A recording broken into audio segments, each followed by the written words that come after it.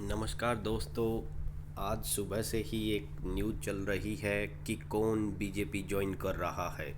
आज सुबह जब हम उठते हैं या फिर यूं कहें कि आज सुबह 10 बजे एक अनिल बलूनी का ट्वीट जारी होता है जिसमें वो कहते हैं कि आज कोई एमिनेंट पर्सनैलिटी है वो बीजेपी ज्वाइन करने वाली है। तो तभी से सोशल मीडिया पे इलेक्ट्रॉनिक मीडिया पे काफ़ी ये चर्चा का विषय बना था कि कौन ज्वाइन कर सकता है। तो आज बीजेपी कौन ज्वाइन करेगा, इससे पहले मैं आपको बताऊं, आप मेरे चैनल को लाइक शेयर एंड सब्सक्राइब करें। तो चलते हैं कि ऐसे कौन से संभावित चेहरे हैं जो बीजेपी ज्वाइन कर सकते हैं। तो सबसे पहला उद्धव ठाकरे का नाम चर्चा में है, क्योंकि ये अभी 2 दिन पहले ही मोदी से मिल के गए हैं और उनके घर पे मिले हैं।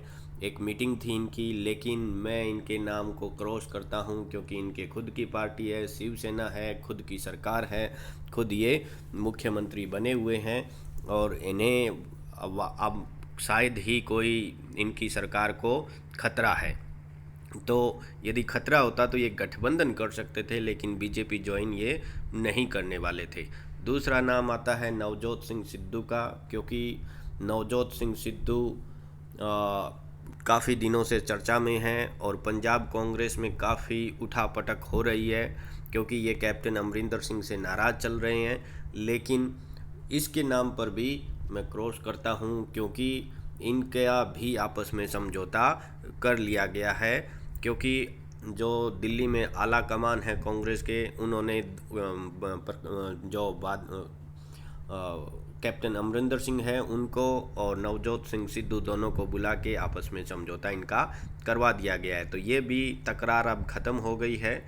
तो नेक्स्ट नाम आता है, ये चेहरा काफ़ी जाना पहचाना है, राजस्थान की राजनीति में इनका बहुत बड़ा नाम है।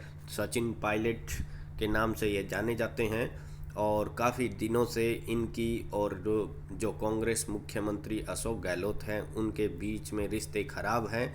इन दोनों के बीच में काफ़ी उठाफटक चल रही है और आज सुबह ही इनकी एक न्यूज़ आई थी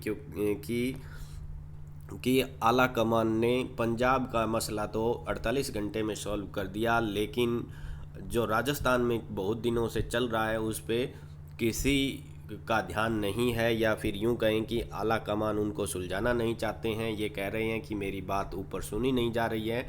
तो इससे जाहिर है कि ये बीजेपी ज्वाइन कर सकते हैं। कुछ संभावनाएं इनकी बन रही है, क्योंकि ये कांग्रेस से काफ़ी दिनों से नाराज़ है। साथ ही साथ इनके एक सहयोगी हेमाराम चौधरी जो इस्तीफ़ा दे चुके हैं कांग्रेस की सदस्यता से, और साथ ही साथ उन्होंने विधानसभा से भी इस्तीफ़ा दे दिया है। तो हो सकता है उनका नाम इनके साथ जोड़ के ऐसा देखा जा सकता है कि ये बीजेपी ज्वाइन कर सकते हैं।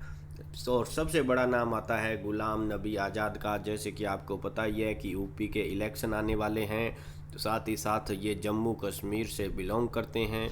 तो इन फ्यूचर जम्मू कश्मीर में भी चुनाव करवाना है, तो जम्मू कश्मीर की राजनीति में कोई बड़ा चेहरा बीजेपी के पास नहीं है। और साथ ही साथ यूपी में जो मुस्लिम वोटर हैं उनको साधने के लिए और ऐसा कयास लगाया जा रहा है कि गुलाम नबी आज़ाद है वो बीजेपी में शामिल हो सकते हैं, क्योंकि जब ये राज्यसभा से रिटायर हुए थे तो जो हमारे प्रधानमंत्री हैं उन्होंने काफ़ी भावहीन इनको जो रिटायरमेंट था उनको, और इनका एक तरह से विस्तृत से इनका उन पे चर्चा मोदी ने की थी। फेयरवेल इनका बहुत ही गंभीर तरीके से मोदी के द्वारा किया गया था। तो ये यानी यूपी और कश्मीर के चुनाव को देखते हुए ये काफ़ी इम्पोर्टेंट हो सकते हैं और इनके नाम पर भी हम मोहर लगा सकते हैं कि ये आने वाले, आज नहीं तो आने वाले दिनों में बीजेपी ज्वाइन करेंगे। ऐसा संभावना जाहिर की जा सकती है। नेक्स्ट नाम है, आजकल ये भी सुर्खियों में है, जतिन प्रसाद। यूपी के से बिलोंग करते हैं और आने वाले दिनों में यूपी में इलेक्शन भी होने वाले हैं और इनका नाम यूपी राजनीति में काफ़ी बड़ा है। तो काफ़ी सारी संभावनाएं इनके नाम पर है बन रही है। और ये जो कांग्रेस का जो संगठन है उनसे नाराज़ भी चल रहे हैं। तो यूपी के चुनाव को देखें, करंट इवेंट को देखें, तो इनके नाम पे मोहर लगाना सबसे ज़्यादा रिलेवेंट लगेगा मुझे।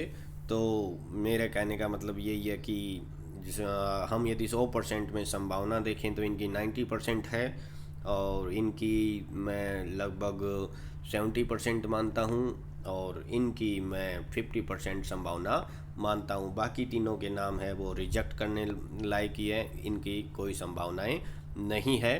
तो सबसे बड़ा नाम आज के समय में जो बीजेपी में शामिल होने वाला है वो जतिन प्रसाद का है, ऐसा कयास हम लगा सकते हैं।